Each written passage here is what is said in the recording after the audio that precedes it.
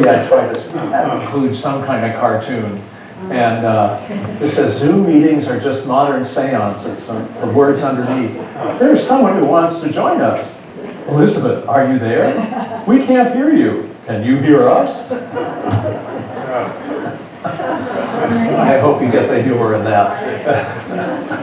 So here we begin. And as we begin, I guess, actually, I should have put this slide at the beginning as well, but I didn't. But I invite you to join me in prayer silently as I read our prayer for this series. A prayer for those seeking a home. O God, whose Son had nowhere to lay his head, may those who seek shelter, protection, security, and the peace of a place to call home receive those things necessary for their comfort and support, and grant to us who pray for them the grace, power, and resources to respond to their needs, knowing that our souls will not find their rest until we all find our rest in you. It is in your name we pray. Amen. So I'm going to turn this way. So to remind you, our first session was to be with our Bishop Mark Stevenson, who is our brand new bishop, and this would have been his first visit with us here at Goodwin House, and we wanted to have as many people in our auditorium as possible, and basically you were all in your apartments under isolation at that point. And so we decided we'd find another time for the bishop to come to visit with us. So this portion will be at some time in the future. And he was going to be able to share with us his journey from where he was coming to be with us. He has spent the last several years as the assistant to our presiding bishop, Michael Curry, as Michael Curry traveled the country and the world. And before that, he was the director of Episcopal Migration Ministries. So he was very familiar with the process of people going through migration and around the world in various places. And before that, he was assisting with all of the issues surrounding the aftermath of Hurricane Katrina in Louisiana. And in coming to Virginia, he was needing to find a place for his wife, who is suffering from dementia, to find a home where she would be safe, and finding a new place for himself as well. And so he had quite a story to tell, and we look forward to hearing about that when he gets here. Our second week, we had Marta Youth speak to us, who is part of U.S. Department of State, the Deputy Assistant Secretary of the Bureau of Population, Refugees, and Migration. And she was speaking about the folks who are globally displaced. And the computer is back there, and the notes that I have for the slides, I can see if I'm at the computer, but I'll try to remember what I have for my notes on her. And there's something like 117 million people that are displaced in the world at the moment. And about half of those are displaced within their own countries, and the other half to other parts of the world beyond their countries. And the work that she does, and her agency, and the Department of State, have to do with establishing legal, safe ways of making it possible for people to make those transitions in their migration to various places in the world, especially into the United States. And describing the reasons why people are leaving their countries or leaving the place within their country. It might be violence, war, it could be effects of climate change, it could be some kind of natural disaster, a number of different reasons why people are moving. Our next portion was Melanie Gray, who is the director of both the Lazarus Ministry and the Afghan Refugee Ministry, or the Refugee Ministry, which is helping particularly Afghan refugees in our area here, based in Alexandria. And in the Lazarus ministry, they're helping especially trying to prevent people from being evicted. So the work that they're doing has to do with connecting people who are in financially unsafe territory and about to be evicted, and how to prevent that and help them to remain there and get their footing again. And the refugee ministry, I believe she said there's 70 families currently being assisted and 34 care teams that are working with these families. And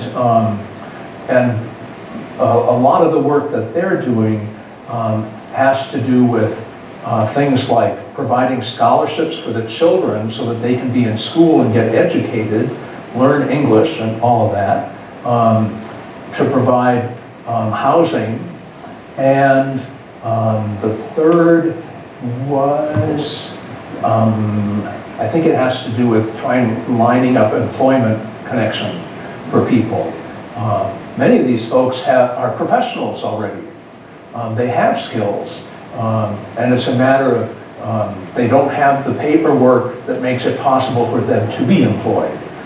Their licenses are from another country, and they need to get licensed in this country. So there's a period of time when things like that take place.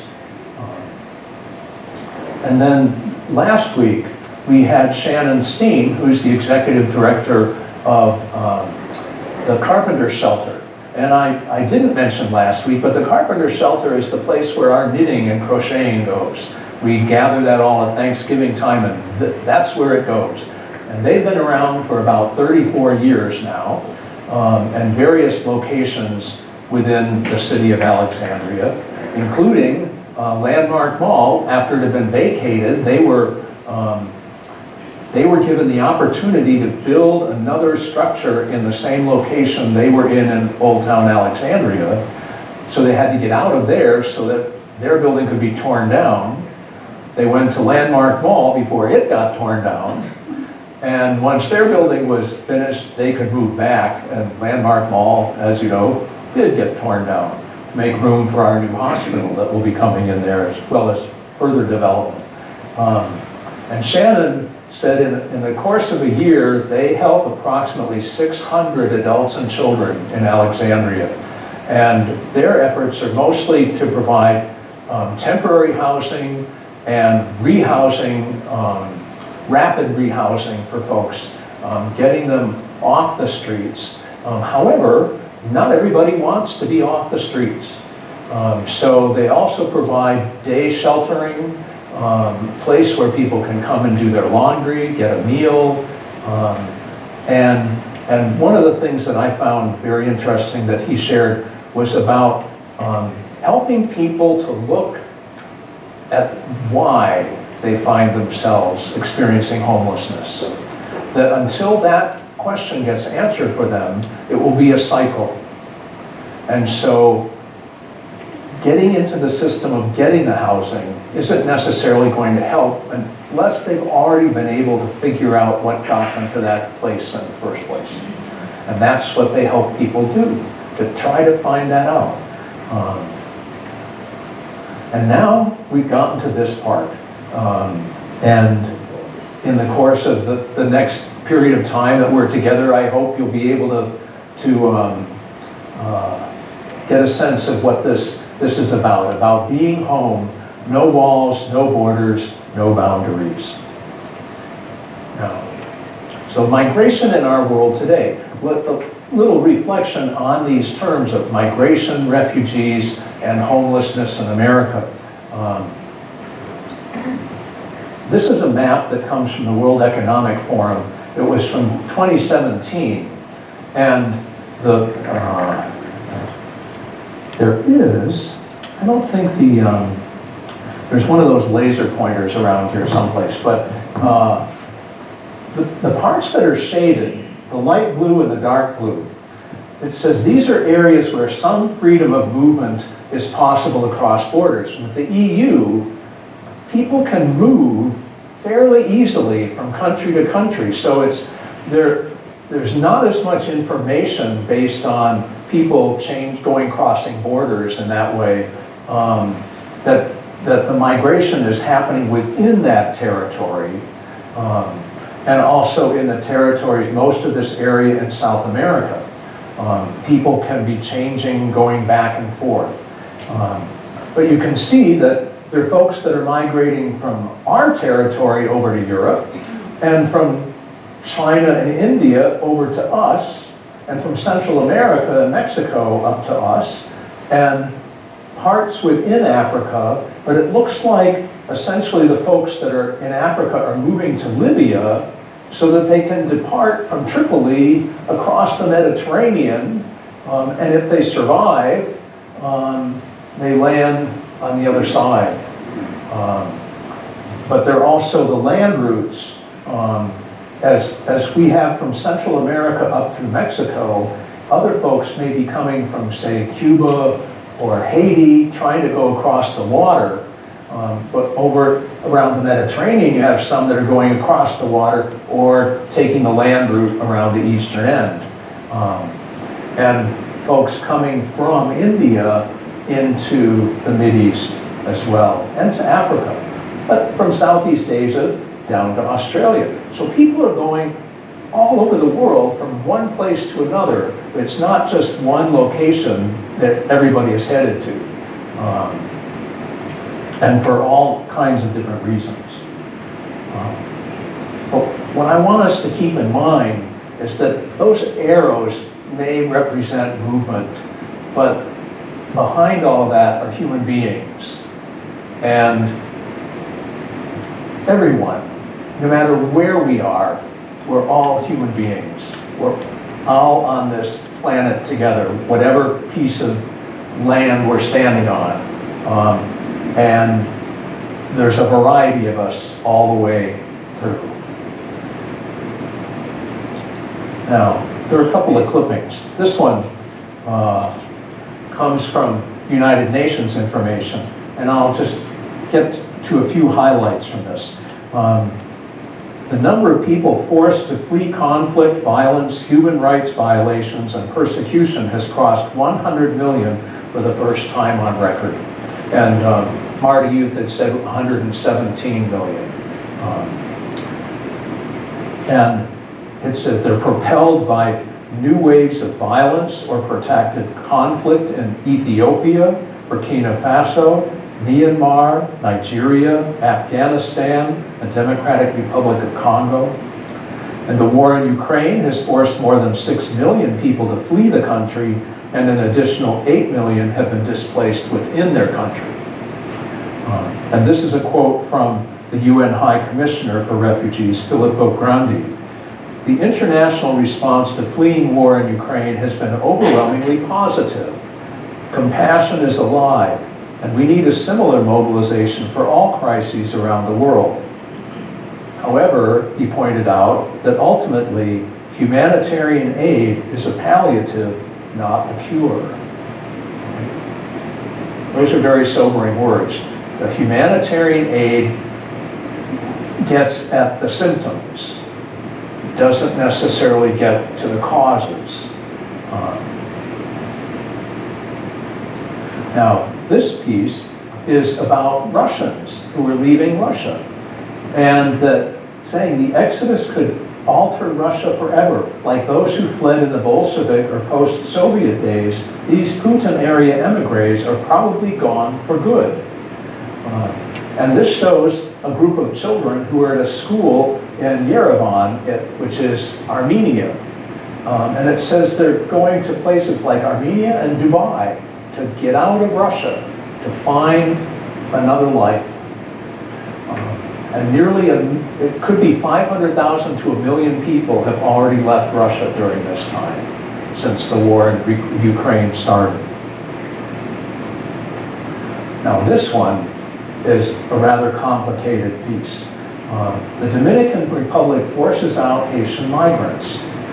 Violence in Haiti intensifies. The flood of deportations draws criticism from the United Nations and others. And these are Haitians waiting to cross from Haiti to the Dominican Republic. Right? However, the Dominican Republic is deporting Haitians. And what's more in this, that these are two different cultures.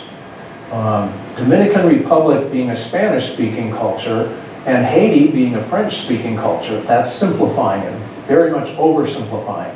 However, in the Dominican Republic, if you are black-skinned, it's assumed you're Haitian. And so people that may have actually been born in the Dominican Republic are being deported because they're black. So this is seen as a racist element in terms of how this is happening from the Dominican side. From the Haitian side, people are trying to escape their country because of the violence and corruption. And going for what is considered a better life in Dominican Republic, which is actually a rather wealthy society, and far wealthier considering contrasting with Haiti, which is probably the most impoverished country in our hemisphere.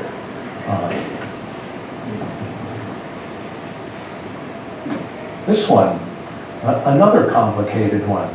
Syrians in Turkey asked again, where do we go? Scorned by some as a strain on quake aid, war refugees struggle, with thousands deciding to return to their ravaged homeland. So back in 2016, when we actually had a Lenten series on just refugees because of this huge migration of Syrians trying to escape war and winding up in Europe, where Europe was just not capable of dealing with things all at once. It was just an overwhelming explosion. And so we had Syrians going into Turkey. And now, as a result of the earthquakes that were right along the border, but more extensively damaging in Turkey, the Syrians are seen as people who don't deserve compassion and aid. And so on the other side of the border, the aid has been much reduced in Syria in terms of trying to recover from the earthquake. And the Syrians who are in Turkey are feeling, unwelcome as a result. But if they go back to Syria, they could be in danger because the issues that were related to the war still exist. So they may be putting themselves in physical danger due to the violence of the culture, not just the earthquake. Very complicated. So let's go back to our own traditions here. This is not a modern thing. Migration, refugees, homelessness. So we had characters in all three Abrahamic religions that give us examples of this. So we'll start with Moses. But all three of them, all of these stories are really centered in this part of the world. They all had their origin stories here, within that circle. Now, these are words from Deuteronomy. A wandering Aramean was my ancestor. He went down into Egypt and lived there as an alien, few in number, and there he became a great nation, mighty and populous. This is one of the first Hebrew creeds. It's essentially, this is who we are. And the wandering Aramean is referring to Jacob, right? And Jacob going down to Egypt was after Jacob's kids had gotten jealous of Joseph and sold him off to the traders, and Joseph wound up in Egypt, and the dreamer there essentially helped out with interpreting dreams for the Pharaoh and got set up as an assistant there, well respected, and helped save the Egyptians from famine by interpreting the dreams about the 7 years of bounty and the 7 years of famine. And so things were going well in Egypt, and Jacob's family was starving because the famine was pretty widespread outside of Egypt, and they heard about Egypt being well off, so they went to Egypt. They are Aramean, all right? And then, well, the family decided to stay since Joseph was there, and, well, things developed. And so with Moses, this was now, the people had multiplied. There was a large population of Hebrew people, and so this was a little bit of a strain on the Egyptian society. And so the Hebrews, well, Moses, at that time, when he was born, he was a Hebrew, and he was to be killed. But, you know, he was put off in the bulrushes there, rescued according to the story, adopted into the Pharaoh's household, and he survived. But he wasn't Egyptian. He was part of the descendants of the Arameans, and a Hebrew, but he was raised. And the rest of the Hebrews, essentially, were enslaved, doing hard labor. And one day, Moses saw one of the Egyptians beating up on a fellow Hebrew, and he killed the Egyptian. And then, later on, heard some folks talking about it, and he thought, this word has spread, I'm in danger, I gotta get out of here. And he left and went over to Midian. And over in Midian, he got a job tending sheep, and helped out a maiden there, and turned out that that maiden became his wife, because the maiden's father wondered, like, how did she get back from the water well so fast? Well, somebody helped her, and this fellow had helped. Well, so that's how Moses got Zipporah as his wife.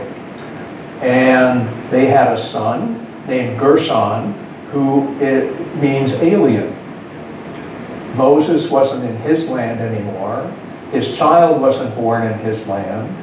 And so, but eventually, while he was working his job of tending sheep, that burning bush called out to him and said, go talk to Pharaoh and tell him, let my people go. And he goes, no, I don't know about that. Going back to Egypt, do you want me to go back there? I'll be killed back there. He said, well, you've got to go. And so there again, crossing the border, going back. And then, of course, let my people go, and we went out. So back and forth across the border. Here we go again. And there's that burning bush. This is a Byzantine mosaic. This is a 20th century Chagall version of it. I just put that in for contrast, so that, how do you see that burning bush? What was it like? So then, let's go on to Muhammad and see how is his story similar in this way. And this is from a portion called Social Studies for Kids, learning about Muhammad. The angel Gabriel appeared to Muhammad and told him that he was God's chosen. As his following and respect grew, the religious leaders in Mecca tried to discourage Muhammad from preaching this new religion. The religion at that time was an Arabian polytheism, sort of like the Greek and Roman pantheons of gods, where there were a collection of deities and you worship various folks at various places. And Muhammad was now trying to preach this one God. The threat of violence led Muhammad to flee Mecca. It must have been difficult for Muhammad to leave his home, but leave he did. He fled from Mecca in the middle of the night. So the Hijra is the name of this flight from Mecca to Medina. And this was in 622. And there was fighting that was going on as a result of this, which lasted until 630. And the forces of Muhammad and Medina defeated the forces of Mecca. Muhammad died a couple of years later, but by then, Islam had spread throughout the Arabian Peninsula. And so this sort of dash of a migrant and a refugee turned into a major religion. Now, back when we did the program in 2016, I had a couple of artworks that portrayed part of this journey of Muhammad on his way to Medina. And since that time, you may have read in the newspaper about a professor at Hamline University in Minnesota who was fired for showing artworks that had Muhammad in them. Because in Islamic tradition, in what would be, I guess you'd say, the majority, potentially the conservative wing, most likely as well, you are not to have images of Muhammad. That's blasphemy. And even though this one was created in 1307, this is not a modern one, but I decided I would leave the description but cover up the image. And this was the second one, and this one was a postcard from the 1920s or 30s.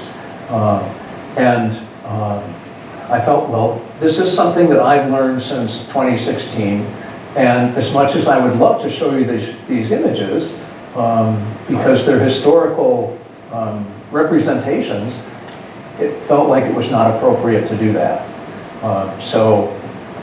But I wanted to mention that anyway, and that would be why you aren't seeing pictures of Muhammad like you do of Moses and Jesus, all right? So it wasn't intentionally left out, it was for those reasons that you're not seeing them. And then we get to Jesus. And here we have angels again, here we go. An angel of the Lord appeared to Joseph in a dream and said, "Get up, take the child and his mother and flee to Egypt." Egypt shows up a lot in these stories too. "And remain there until I tell you, for Herod is about to search for the child to destroy him."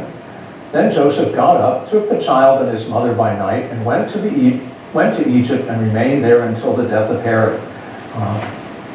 So this comes into the story after Jesus is born, and how they're trying to escape because they're in danger. They go to cross the border, they go to another country, until they're told it's safe to go back to their own country. And here's Giotto's version. I wish the coloring were working better so you could see the actual colors of these works.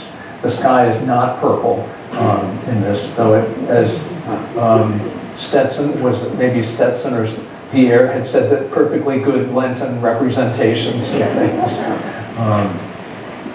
And this one is from Caravaggio, and if the lighting were a little better, this gets at the sense of how did this man and woman and baby make it to Egypt alive? Well, God must have taken care of them. And so here, this is rest on the flight into Egypt, and Mary's exhausted over here with the baby. Well, there's an angel playing music. Joseph's holding the book of music. And behind Joseph is the donkey. You can see the eye just above his head. They're all just clustered together in this little knot of rest and peace. But it also gets us thinking, who are the angels that provide for those who are trying to escape, those who are in the transition, who are trying to find a new life? Who are those angels? This one is by Jean-Francois Miele, and it's also The Flight into Egypt. And this one's simply black and white, but the beauty of this one to me is that I think you can recognize that light glowing there, you don't see facial imagery there. It's just glowing. And what that represents, I think, it doesn't have to be Jesus. It happens to be in this case. And so we're not surprised that there's some sort of glow around the baby Jesus.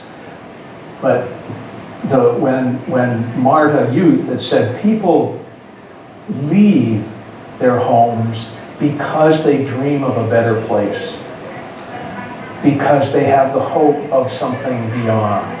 And that light, to me, is that hope that there's a place for their child to be, and that's what gets them to make a dangerous trip in the middle of the night, that there's a hope that they have with them that is the light for them in that dark time.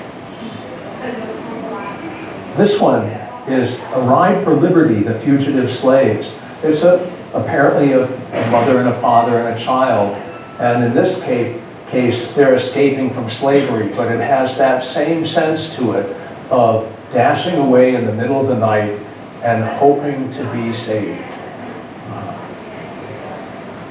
That was from 1862 by Eastman Johnson. Now, refugees in our world today. This one, Fortress Europe, no match for rising migrant tide. So, to cut off undocumented immigrants, Europe has been using fences, surveillance, financial incentives, and sometimes even brute force. The close-the-door strategy is faltering. Migration across the Mediterranean is the highest level in 5 years, meaning since that great flood from Syria. And there are new nationalities represented, most notably from Egypt.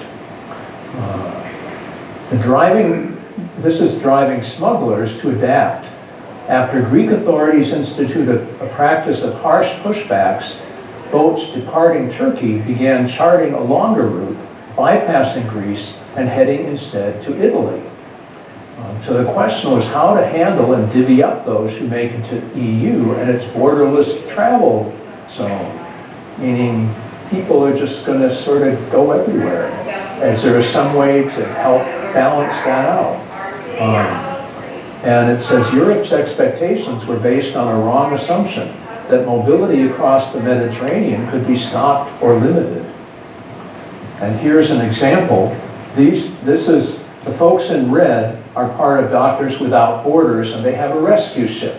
And they've rescued these folks from the Mediterranean. And so they've come from someplace across Africa, probably, but they're landing now in Italy at Salerno.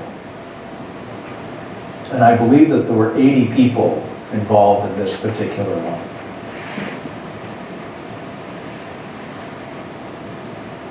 Homelessness in America. One of the things I tried to elicit from Shannon before we printed our brochure was how to express this. Because I've been hearing various ways to describe people who are on the streets. And one term I'd heard was unhoused instead of homeless. And I wanted to make sure we were using a proper term. What's the latest vocabulary?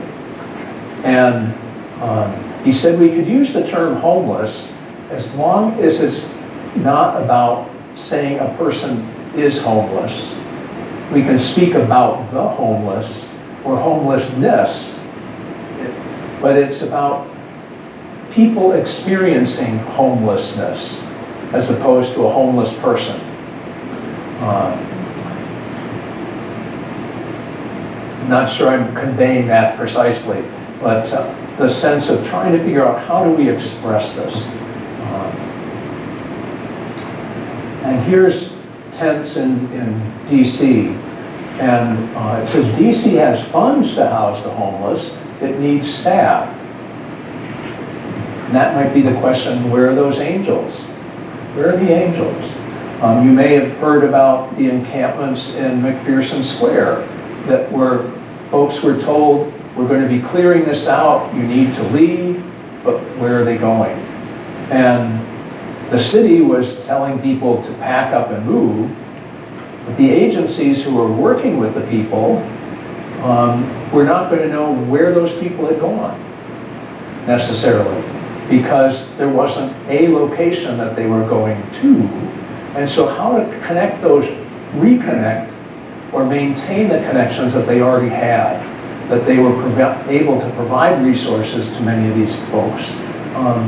But as they were scattered to the four winds, how were they going to maintain that kind of support?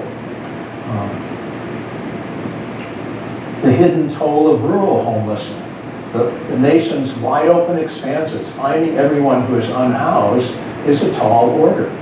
And this fellow is in southwestern Virginia, I believe, and living in his truck with his dog.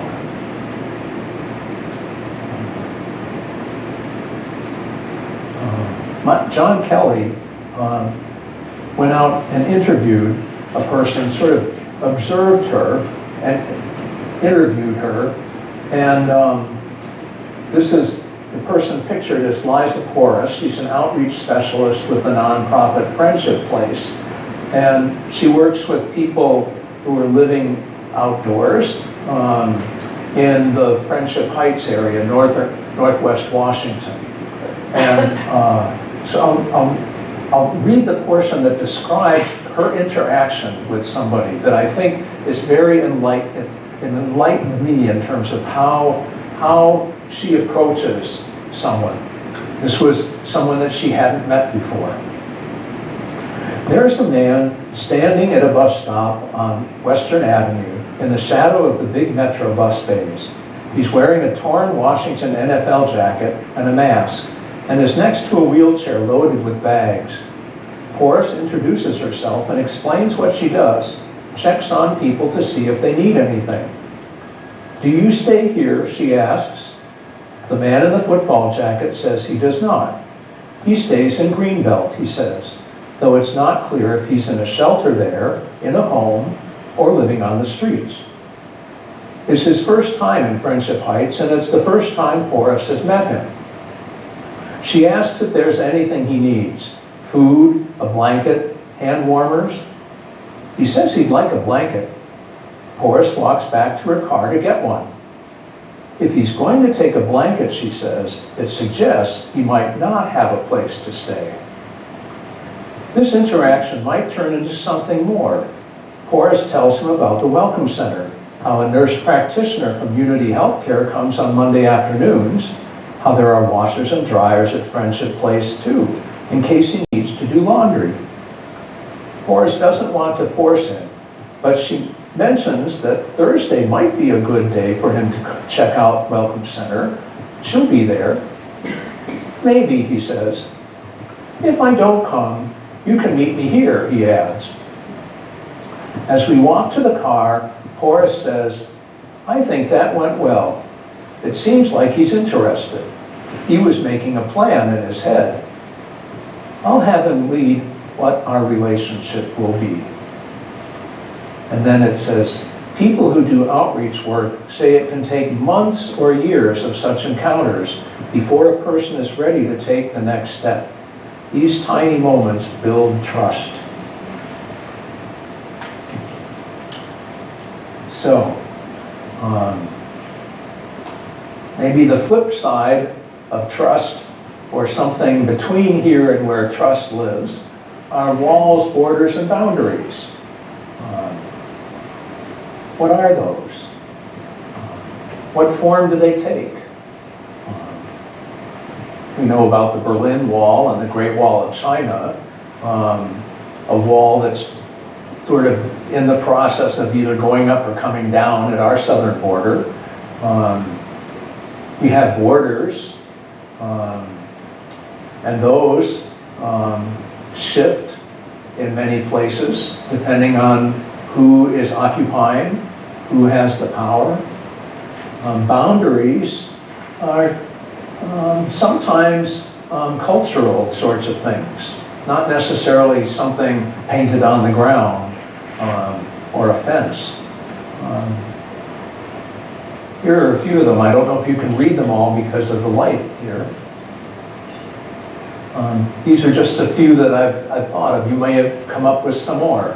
Money, customs, education, race, gender, religion, class, politics, prejudice, culture, ability, age, language, traditions, nations. Any of these could be considered a wall or a border or a boundary, which may be difficult to cross. Or it may be something that encloses somebody.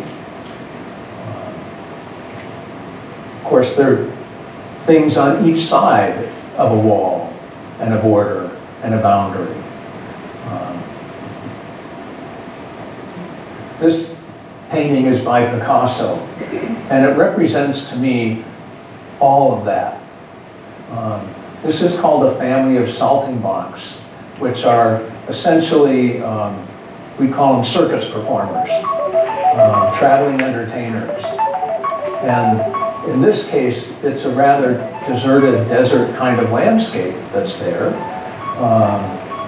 And whether that's simply to make it the people stand out, or whether that's also to suggest the lack of any kind of support visible there. But as we know, if you saw the P.T. Barnum story, The Greatest Showman, when he was assembling his first group of circus folks, they were the oddities.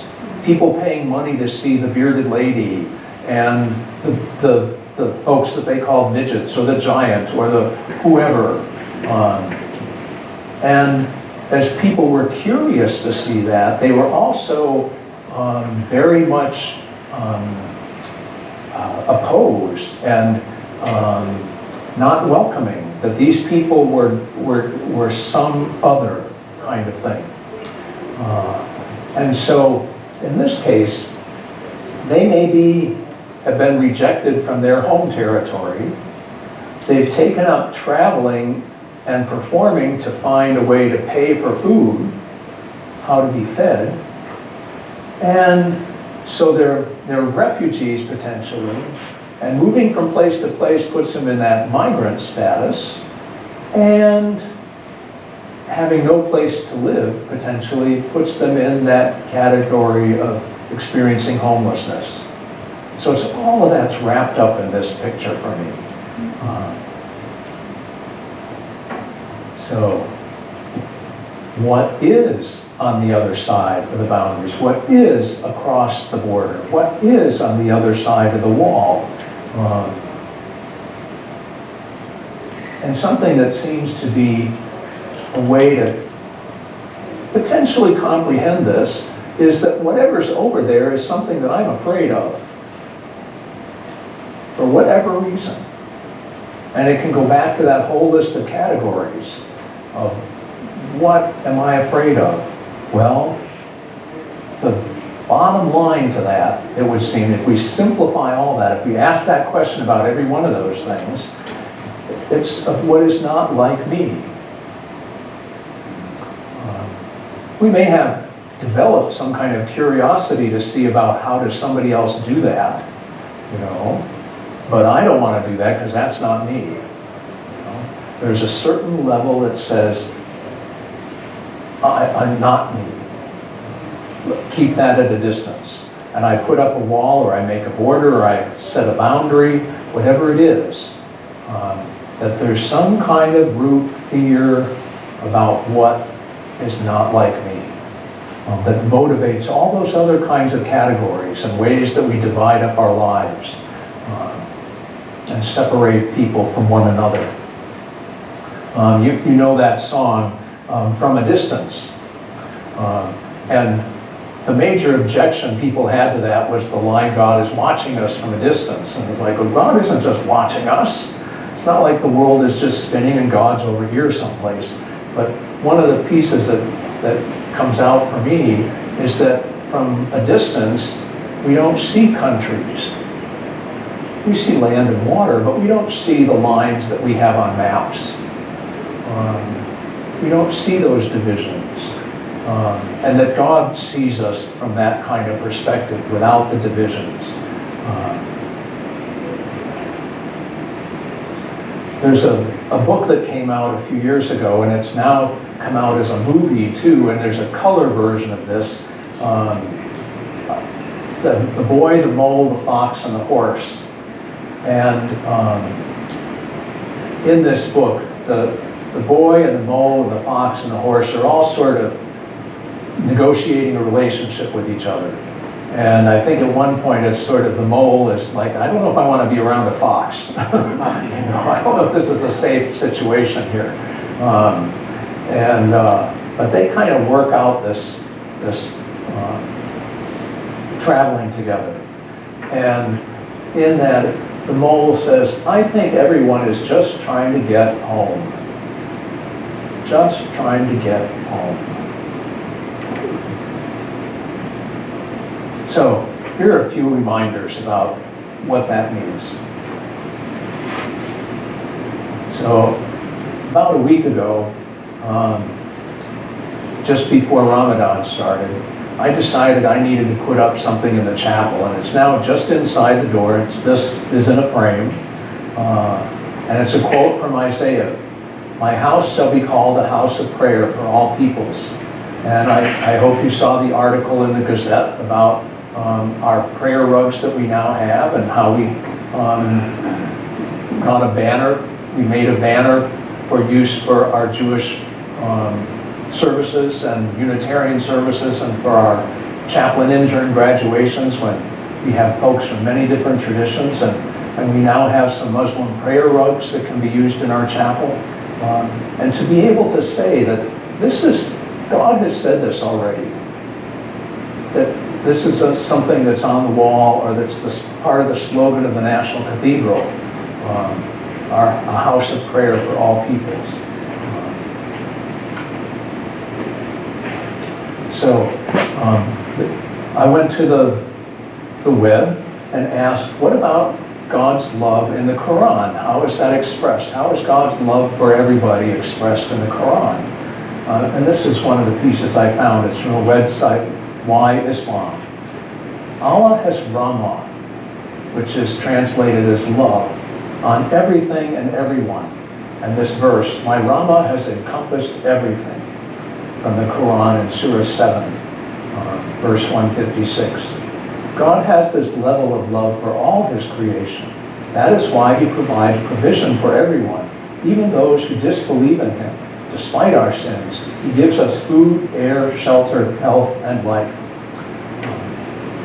And this piece comes from something called the Muslim Vibe, 5 verses from the Holy Quran on love. To each of you, we prescribe the law and a method. Had Allah willed, he would have made you one nation, united in religion. But he intended to test you in what he has given you. So race to all that is good. To Allah is your return altogether. And he will then inform you concerning that over which you used to differ. And in the notes, there's a commentary that sort of translates that again. It sort of offers another interpretation of what this text means.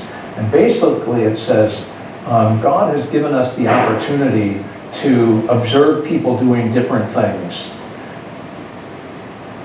That isn't to say that doing all those different things is how God wants it all to work out, but that to remember that we are all going to wind up in the same place, so we treat each other with compassion here. Because even though we're different, we're all going to God, and we're all part of God. This one comes from Leviticus. The alien who resides with you shall be to you as the citizen among you. You shall love the alien as yourself, for you were aliens in the land of Egypt. I am the Lord your God. So it's a reminder. There are other verses about caring for the sojourner and providing them food and shelter. And it's always with the reminder, because you were that once. You know, we were all without shelter and food and a place to call home. This is a verse from the Psalm that I have my own interpretation of this. Their heart is established and will not shrink until they see their desire upon their enemies. And my interpretation of this is that, okay, so it says the heart is big, it won't shrink, right?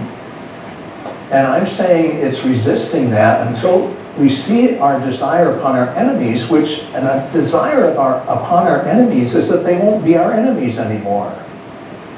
That's our desire for our enemies, that they won't be our enemies anymore. And so our heart remains big, full of compassion and mercy and welcome, so that our enemies don't be our enemies anymore. That's how I interpret this verse. And here are a few other verses from the scriptures. From 1 John, God is love, and those who abide in love abide in God, and God abides in them. That to me is one of the shortest definitions of God is love. That's a short definition for me of who God is. And from Romans we have God shows no partiality. We do, right? We show partiality, but God doesn't. I think there's I think it comes from the color purple. God loves everything you do and a mess of stuff you don't. And from Acts of the Apostles, what God has made clean, you must not call profane. This image came from a poster from a film that the Maisley brothers did. It was called Salesman. It was about folks that were Bible salesmen. And they were showing this when I was in college, and I stole one of the posters when I was over because I just thought this image was so wonderful. And it tied into me for the verse from John that says, those who love me will keep my word, and my Father will love them, and we will come to them and make our home with them. God moving in. After I was in seminary, I started seminary, and the summer after my first year in seminary, I wanted to explore whether music and dance and all of that I had been trained in college was going to have anything to do with what happened after I graduated and became ordained. And actually it wasn't the first summer, that was when I did my clinical pastoral education. It was the second summer.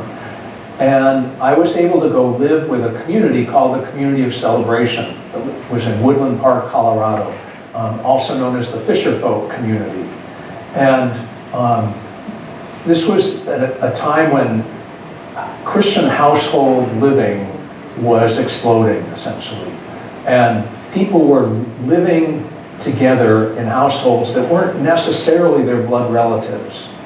And this particular community became known, and people moved there from other parts of the country. And in the course of a summer, they grew from about 35 to about 85 people. And so they were able to welcome me as long as I knew that I might not know where I was going to live. And I wound up building bookcases and bunk beds and working on kitchens because they were converting a church's summer camp into a year-round community. And so there were adults and children from all over the country living in these cabins turned into homes, and we were sharing meals together. And one of the things that basically was inculcated in me while I was there was, if you do not make home where you are, you will not find it anywhere. And that stuck with me. At one time in my life, I lived in a different room every year for 12 years. That started out, still living with my parents, but as my sisters grew up and moved out, I got to move into the better room, and then go off to college in a different room every year at college, and a different place during the summer, and then living in another spot after graduating, and then going back to my parents' house, and then eventually going to seminary. I mean, it was just,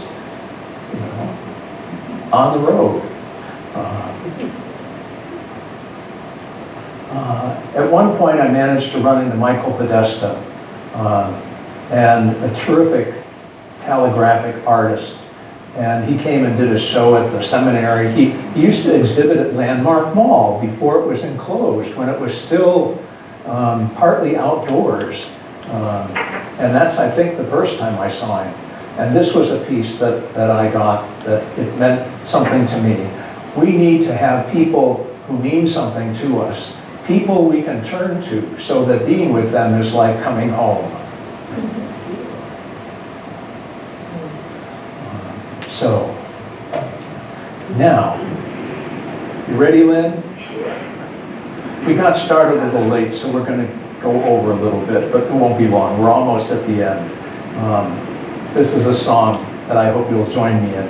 Lynn is going to play the piano, and I'll sing a verse for you, and then we'll go. There are 3 verses all together.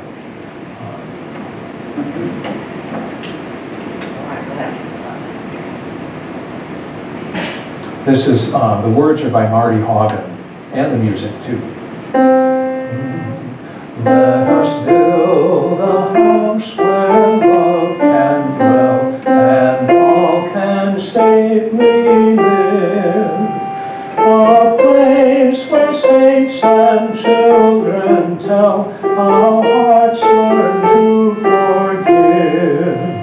Built of hopes and dreams and visions, rock of faith and vault of grace. Here the love of Christ shall end divisions. All are welcome, all are welcome, all are welcome in this place. Let's go on to the next verse and join in with me, please. Let us build a house where hands will reach beyond the wood and stone. Serve and teach and live the word they've known. To the outcast and the stranger, bear the image of God's face. Let us bring an end to fear and danger. All are welcome, all are welcome in this place. Let us build a house where all are named, their songs and visions heard, and loved and treasured, taught and prayed as words within the word. Built of tears and cries and laughter, prayers of faith and songs of grace. Let this house proclaim from floor to rafter. All are welcome, all are welcome, all are welcome in this place.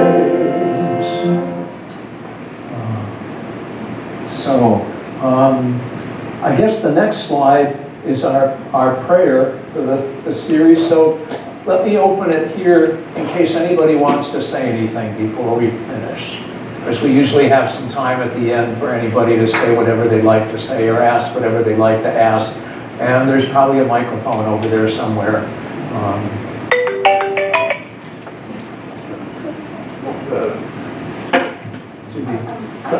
Let me get you a microphone. You want this one? Actually, I can take that one, right?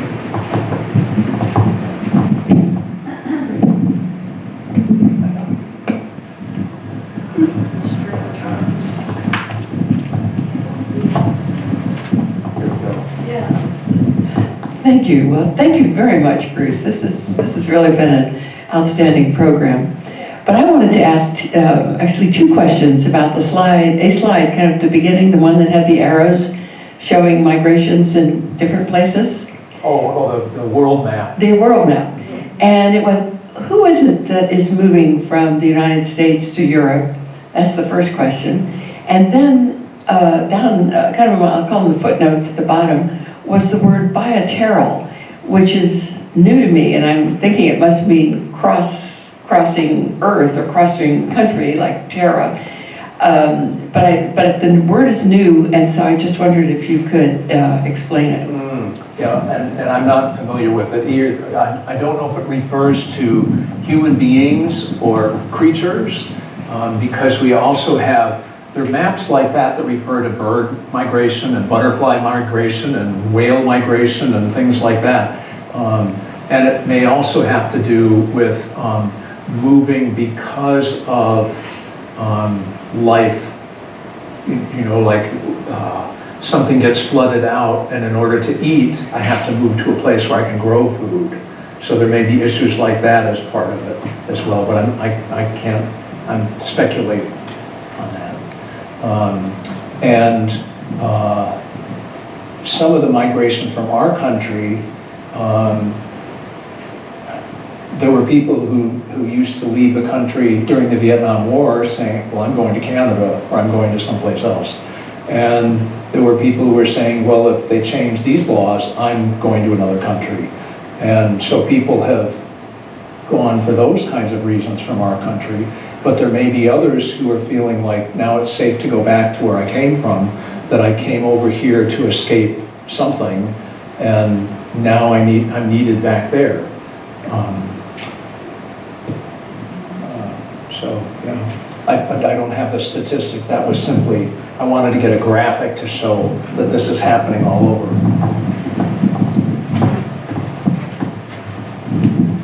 Well, one significant flow of people from this country to Europe is Ukrainians, some of whom find that they are able to go back to their country, live there, and help it restore itself. Mm-hmm. Right. Some have gone, well, some that aren't even Ukrainians have gone to help fight in the war and have been killed over there. Yeah.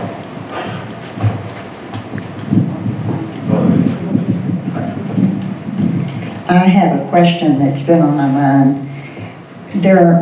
Obviously we have a wall across much of our border with Mexico, and there's a great division among why it's there, or what I'm concerned about is what responsibility we have to those people. How can we help the problems, or can we help the problems? It's so overwhelming, and I'm just very concerned if they keep building this wall and these people are just going to die on the other side of the wall. I don't know what's going to happen, but I think we need to be able to address the underlying problem, and I've got to have some definition of what we can do. There's an old story about a community where the people see their babies in the river, and they keep going down to the river, and they go down there to wash their clothes, I guess, but they see these babies come and they're pulling the babies out of the river because they have to rescue the babies. And somebody finally says, we need to go upriver and find out why the babies are winding up in the river. So putting a wall up doesn't solve the issue of why people want to cross that particular border. And what's happening on the other side of that, one of the things I think that Marta, you was mentioning was getting people to use the resources in their own countries first before they get to Mexico.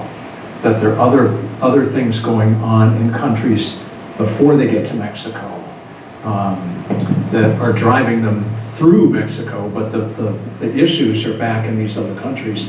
So it's addressing the issues where they are, and then also trying to find a way for the people that do get here to provide for them. What are the needs that they have when they get here, the ones that get through somehow, and how do we take responsibility? What form does that take? Does that happen by our sending them back to Mexico? Does it happen by our providing food and shelter until something else happens? How do we deal with adults and children? How do we deal with children that have no adult with them? Recently there was an article in the paper about the children in Iraq who were orphaned by the war, and so they're orphanages with the children. They have no place else to go. It's very complicated, and there's, as our different speakers have said, there's not one size fits all. There's no blanket way to make this happen. we have to keep paying attention. But the story of the fellow on the beach where there were starfishes all over the place. And so he's down there, it's like millions of them. And he picks one up and throws it in. Picks up another one and throws it in. And it's obviously it would take him the rest of his life to get all these starfish back in there. And someone says, why? You know, what difference is it? Look, there are millions of them. How would you? So what difference is it going to make? He says, well, it makes us different to that starfish. For each one, it makes a difference. But it's what can we do? What gifts do we have? What ability? What resources? And how can we be most effective? And our outreach committee that sponsors this series has helped us with all kinds of ways that we can help, both locally and internationally. And I'm so grateful for all that, all those efforts that we are able to connect to. Maybe this will be our last one, so you can all get out and get your dinners. Thank you so much, Bruce. I think we've all been enlightened. I had several comments. Lastly, starfish now, you know, are subsiding and dying because of an unknown cause. They don't know whether it's a fungus, whether it's something in the change of the ocean waters, and so maybe we can't even find starfish to throw back into the sea. I also wanted to say, and this is not important, but I thought it was interesting, I did the maze. I'm sure many of you have tried to do the maze. That's the little trademark for your series. And each one of those can be done to reach the center, which is home. I'm sure you planned it that way. Well, I found the maze and I added the arrows and the heart. Oh, okay, Created fine. it, but And then there was another comment, something about the homeless have to make a home where they are, or everybody wants to make a home where they are. And I thought about the encampment in McPherson Square. Those people were living there, and that was their home, and they really didn't want to leave. And we perceived that it wasn't attractive, it wasn't sanitary, it wasn't healthy, but for them, it was their home. I thought that was an interesting take on that. yeah, I think that's partly why the term being homeless, I don't think necessarily applies, Unhoused. you know, in that people have made a home potentially where they are, even though it doesn't look like one. And that to be at home wherever we are is something we carry with us. And some manage to survive in very difficult, dangerous situations, and they're still at home in themselves. And others, the conditions around them are so extreme that they can't find a way to be at home.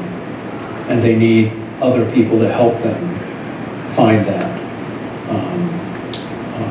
Not everybody has learned how to make home inside. And so sometimes people need that shelter in order to give them the space to find that. Thank you all for coming. Let's have our prayer together as we close. O God, whose Son had nowhere to lay his head, may those who seek shelter, protection, security, and the peace of a place to call home receive those things necessary for their comfort and support, and grant to us, who pray for them, the grace, power, and resources to respond to their needs, knowing that our souls will not find their rest until we all find our rest in you. It is in your name we pray. Amen. And so thank you for your participation in this year's Lenten series sponsored by the Memorial Chapel Outreach Committee. And here they are. Kathleen Dunn, Judy Hansen, Kevin Henu, Mike McCaffrey, Carl Miller, Jill Miller, Art Sauer, Pierre Schostel, Doug Wade, Frank Wade, Meredith Wade, Faye Woodrow, Valerie Burke from our foundation, Barb D'Agostino, our executive director, John Berry, the chair, and yours truly as chaplain.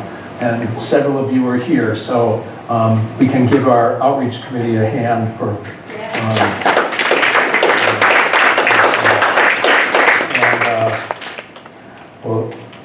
we'll find out probably that nobody got to watch on TV, but Hillary was here recording on the camera, and we'll be able to set a time for broadcasting that, and we'll see what turns out. But thank you all for coming. Thank you.